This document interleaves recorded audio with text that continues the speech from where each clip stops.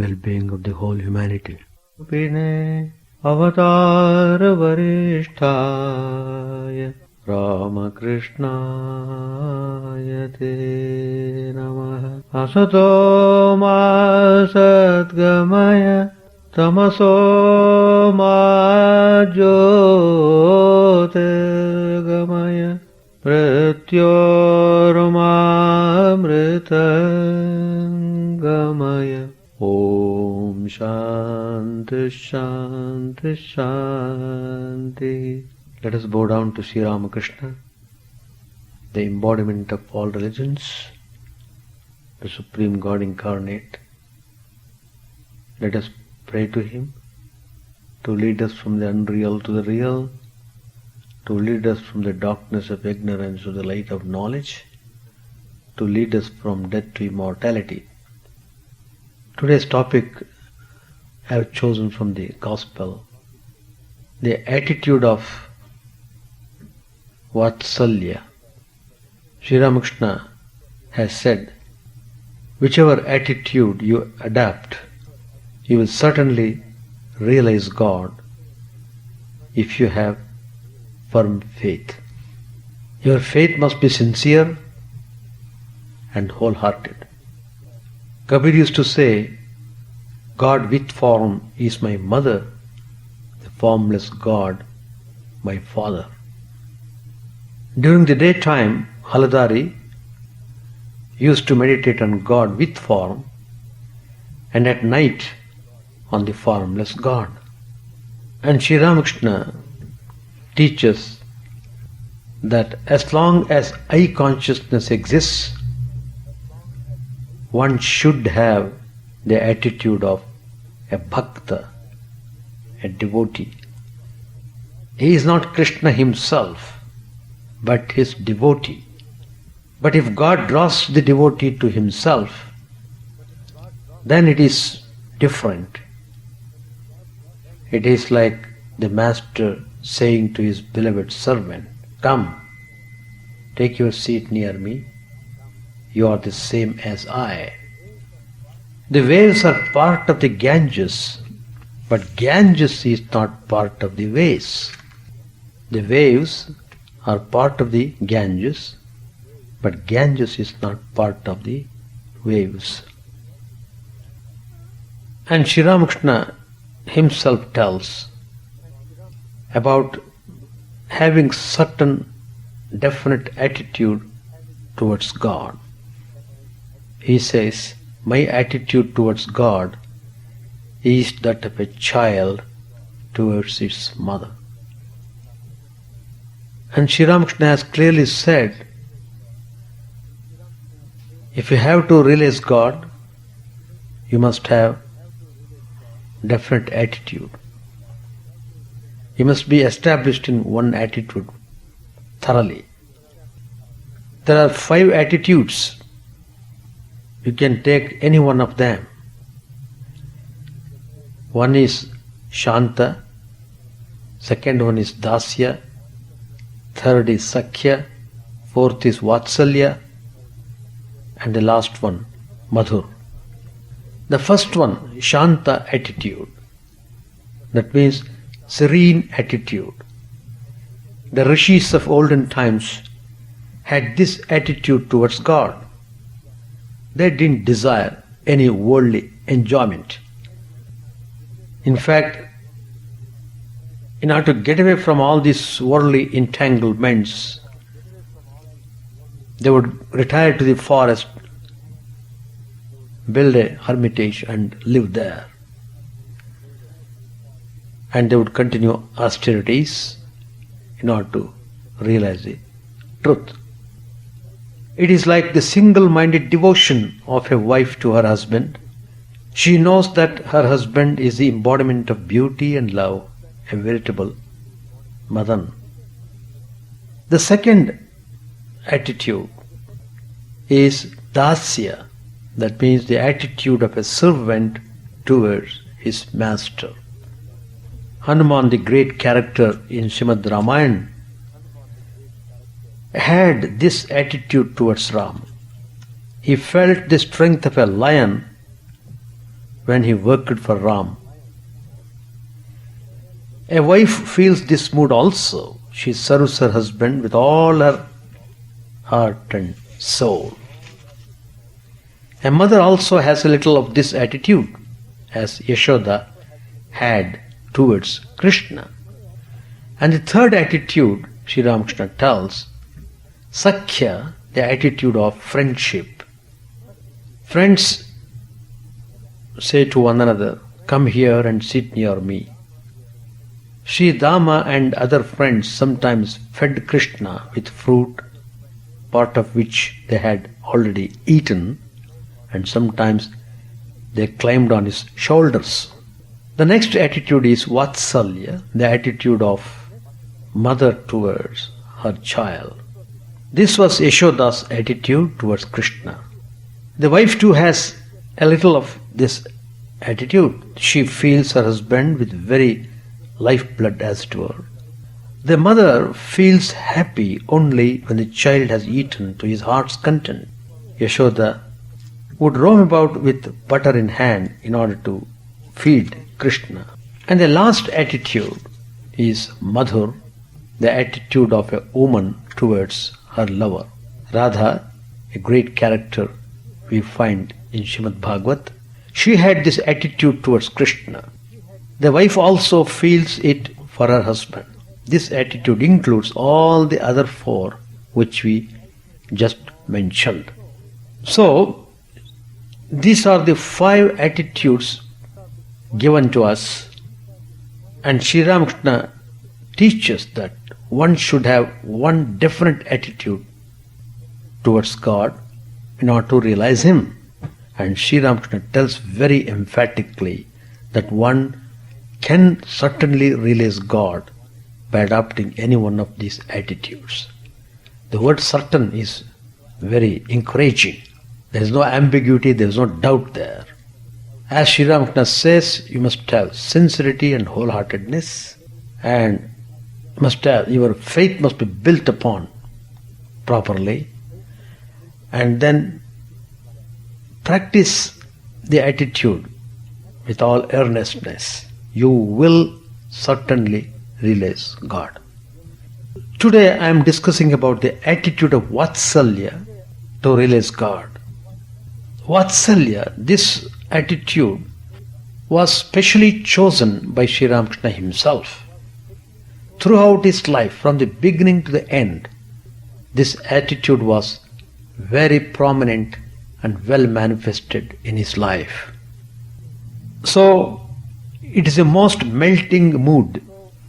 Yashoda, foster mother of Krishna, was a great example of the possession and practice of this sentiment.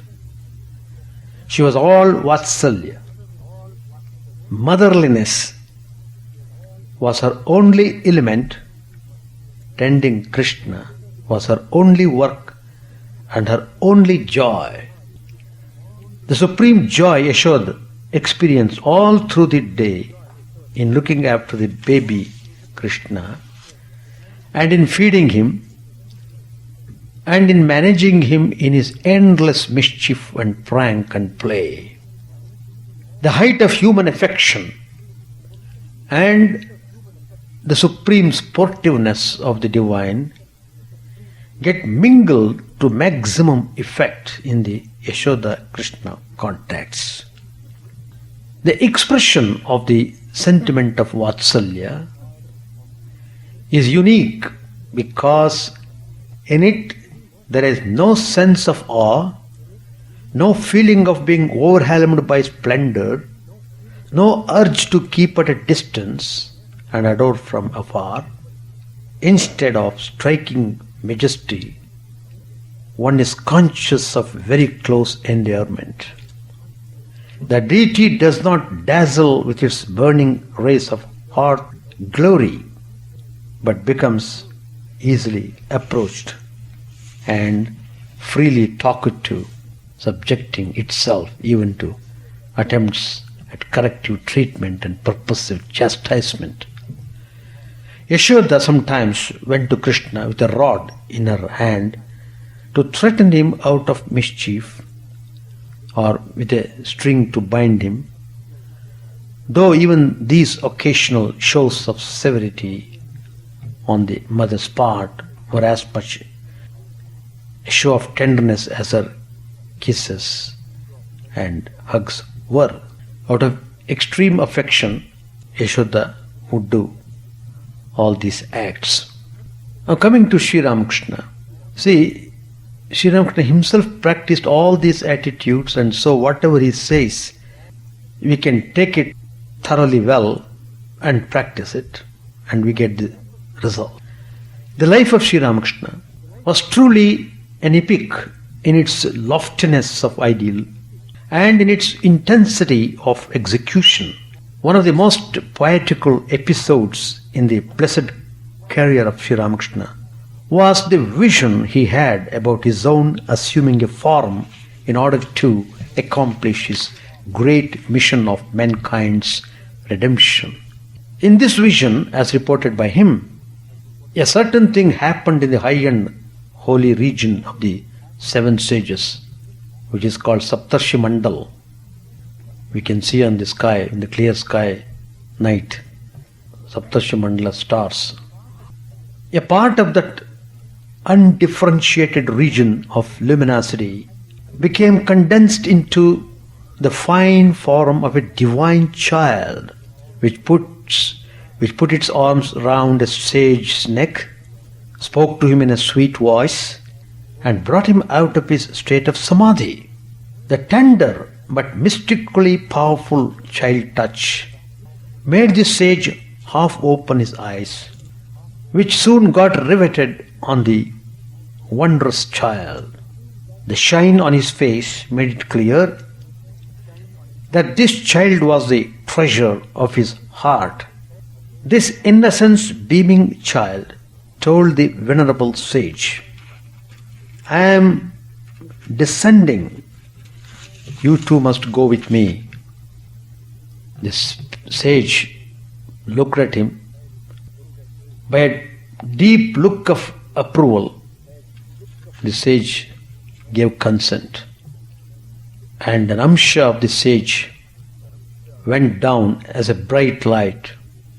Sri Ramakrishna, in telling of this vision, added this bit of interesting information, that the sage indeed had come down as Narendra, Swami Vivekananda, and that the celestial child who had been instrumental for his descent was no other than he himself, Sri Ramakrishna.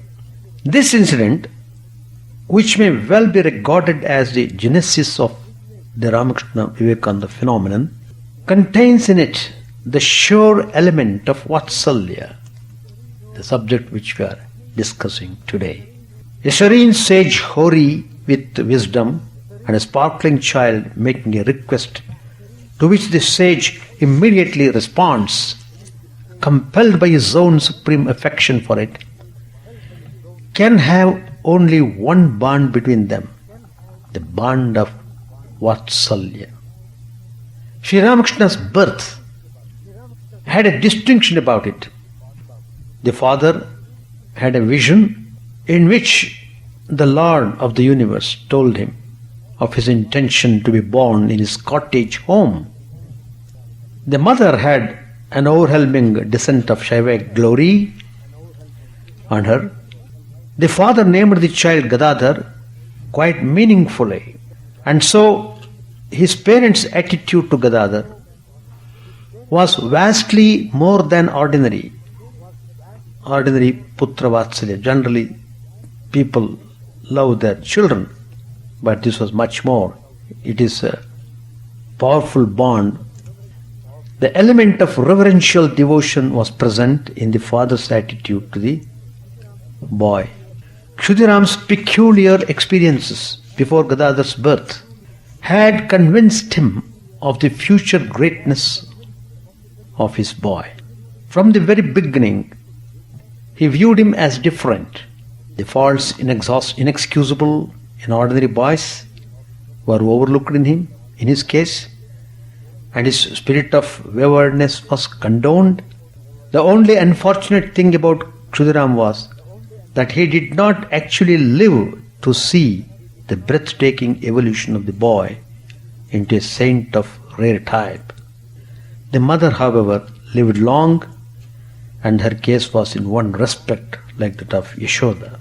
Though she was an eyewitness to the many wonderful facts and mysteries of her extraordinary son's life and deeds, it was not so much awe that characterized her attitude to him as a soulful engrossment in him and a passionate dedication of all her being to him. It was a motherliness that engulfed, as it were, mother and son in a sweep of blissful identity. To Chandra Devi, the mother, the one and only interest in life was her blessed offspring, and all that mattered to her of Sri Ramakrishna's manifold glory was his sonship of her. She was the Madonna and he the infant. Nothing else was of interest. When Totapuri came to Sri Ramakrishna and offered to initiate him into sannyas, Sri Ramakrishna readily consented, but he insisted on this ceremony being done without his mother's knowledge. Not divine mother. I am speaking about the earthly mother, Chandra Devi, Chandramani Devi. Sri Ramakrishna knew well that it would break his mother's heart to see him shave his head and take the monk's vow. She might apprehend that her son was getting lost to her. Sri Ramakrishna wished to spare his mother that shock. Another happening to which a mystic significance cannot but be attached is that Sri Ramakrishna's mother passed away in her 95th year, exactly on her son's birthday in 1876. Sri Ramakrishna's love towards her was so deep that though as a monk he could not and did not perform his mother's obsequies, he wished to offer tarpan to her memory. Though every time he attempted it, the water in his hand fell through between the parted fingers, and the cosmic law would not permit his performing a kriya which a monk is not entitled to do. So Vaatsalya at its best is seen in Chandra Devi's relations with Sri Ramakrishna. And so Sri Ramakrishna, how he maintained that attitude throughout his life, and the same attitude he established towards the Divine Mother Kali. He would always go and offer prayers to her, calling her Ma, O Mother, O Mother. Every day his prayer would start by calling her Mother, please protect us. So Sri Ramakrishna tells that this attitude of Vaatsalya is very safe, free from all dangers, and protects you and uplifts you and makes you possible to accomplish the goal of experiencing the heavenly bliss. When you really realize the deity with whom you have established Vaatsalya attitude, you will certainly get into ecstatic joy. We shall continue the same topic next Tuesday. Sri Ramakrishna said to Surendra, why do I say all this to you? You work in a merchant's office, so I say this to you because you have many duties to perform there. You tell lies at the office, then why do I eat the food you offer me? Because you give your money in charity, you give away more than you earn. The seed of melon is bigger than the fruit, as saying goes. I cannot eat anything offered by miserly people. Their wealth is squandered in these ways. First, litigation. Second, thieves and robbers. third physicians, fourth their wicked children's extravagance. It is like that. Your giving money away in charity is very good. Those who have money should give in charity. The miser's wealth is spirited away, but the money of the charitable person is saved. He spends it for a righteous purpose. At Kamarpakor, I have seen the farmers cutting the channels to irrigate their fields. Sometimes the water rushes in with such force that the ridges around the fields are washed away and the crops destroyed. For this reason, the farmers make holes here and there in the ridges. Since the water escapes through the holes, the ridges are not destroyed by the rush of the water. Furthermore, the escaping water deposits soft clay in the fields, which increases their fertility and gives a richer crop. He who gives away in charity achieves great results.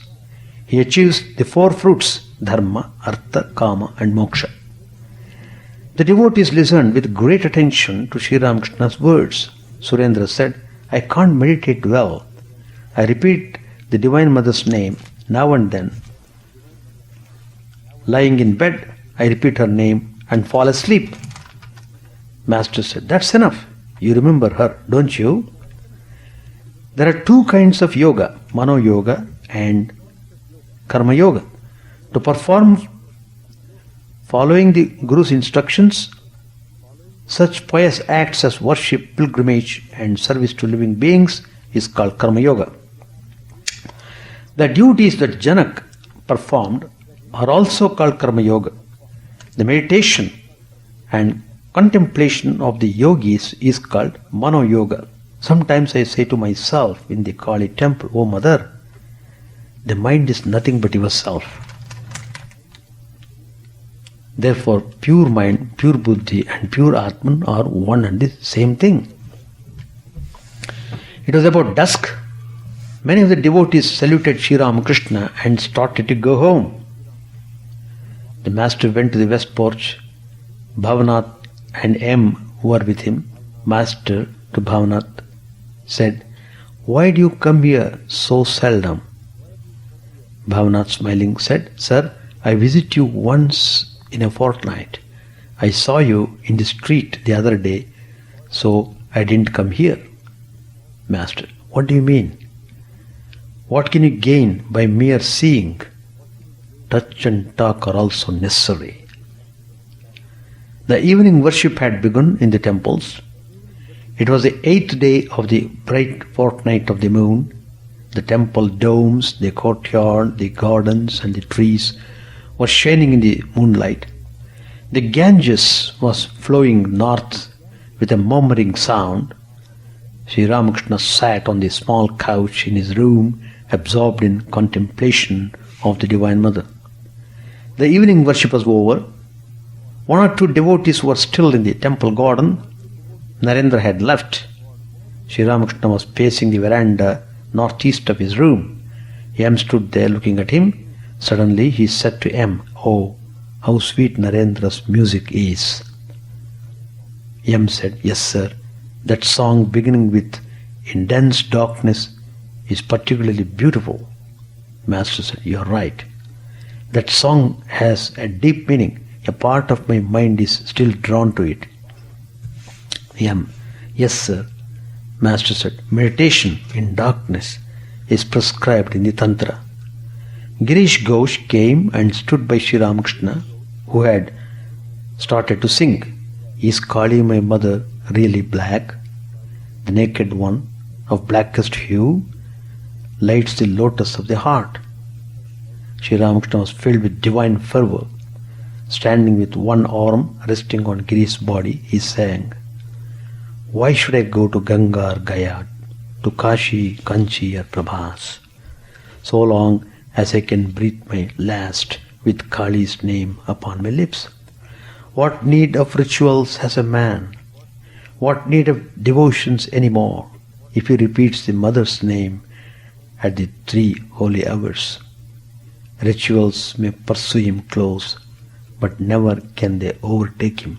Then he sang, once for all, this time I have thoroughly understood, from one who knows it well, God whom the poet worshipped as the Divine Mother. I have learnt the secret of bhava. A man has come to me from a country where there is no night, and now I cannot distinguish day from night any longer. Rituals and devotions have all grown profitless for me. My sleep is broken, how can I slumber any more? For now I am wide awake in the sleeplessness of yoga. O Divine Mother, made one with Thee in yoga's sleep at last.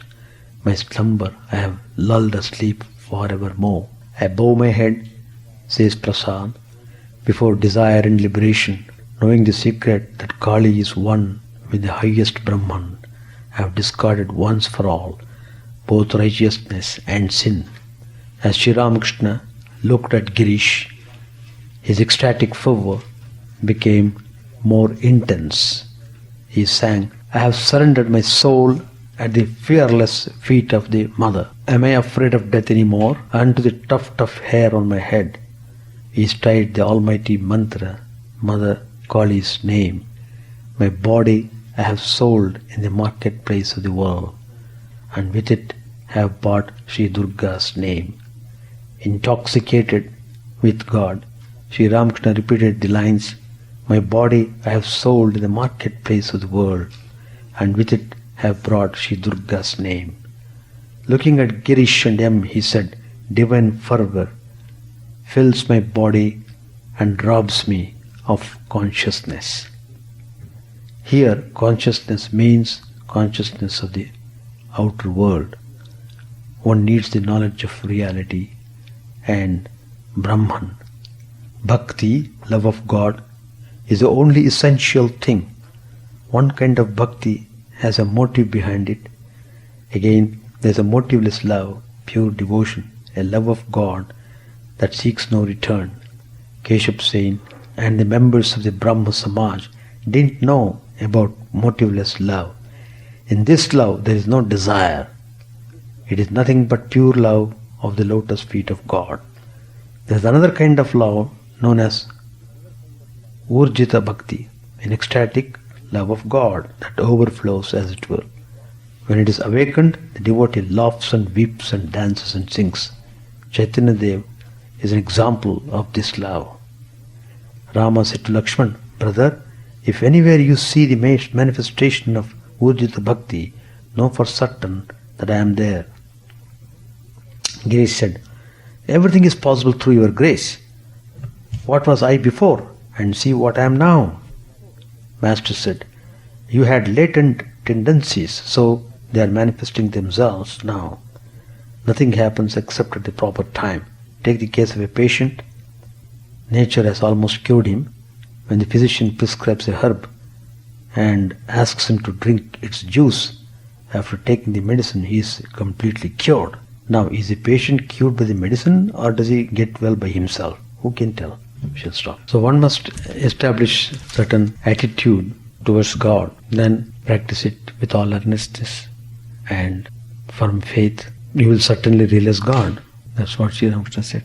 So we should establish different attitude towards God. Then everything becomes all right. Chant the name of the Lord and His glory unceasingly, that the mirror of the heart may be wiped clean and quench that mighty forest fire, worldly lust raging furiously within. O name, stream down in moonlight on the lotus heart, opening its cup to knowledge of thyself. O self, drowned deep in the waves of His bliss, tasting His nectar at every step, bathing in His name that bath for weary souls. Various are thy names, O Lord, in each and every name thy power resides. No times are set, no rites are needful for chanting of thy name. So vast is thy mercy. How huge then is my wretchedness, who find in this empty life and heart no devotion to thy name. O my mind, be humbler than a blade of grass. Be patient and forbearing like a tree. Take no honor to thyself, give honor to all. chant unceasingly the name of the Lord. O Lord and soul of the universe, mine is no prayer for wealth or retinue, the playthings of lust or the ties of fame. As many times as I may be reborn, grant me, O Lord, a steadfast love for Thee. A drowning man in this world's fearful ocean is Thy servant, O sweet one. In Thy mercy, consider him as dust beneath Thy feet. Oh, how I long for the day when an instant's separation from Thee, O Lord, will be as 1,000 years, when my heart burns away with its desire, and the world without Thee is a heartless void. Prostrate at Thy feet let me be, in unwavering devotion, neither imploring the embrace of Thine arms, nor bewailing the withdrawal of Thy presence, though it tears my soul asunder. O Thou who stillest the hearts of Thy devotees, do with me what Thou wilt, for Thou art my heart's beloved, Thou and Thou alone. O Lord, lead us from the unreal to the real, lead us from darkness to light, and lead us from death to immortality.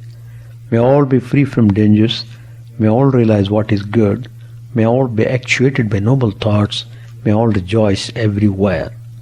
May all be happy, may all be free from disease, may all realize what is good, may none be subject to misery. May the wicked become virtuous, may the virtuous attain tranquility, may the tranquil be free from bonds, may the freed make others free. May good betide all people, may the sovereign righteously rule the earth, may all beings ever attain what is good, may the worlds be prosperous and happy. May the clouds pour rain in time, may the earth be blessed with crops, may all countries be freed from calamity, may holy men live without fear. May the Lord, the destroyer of sins, the presiding deity of all sacred works, be satisfied. For He being pleased, the whole universe becomes pleased.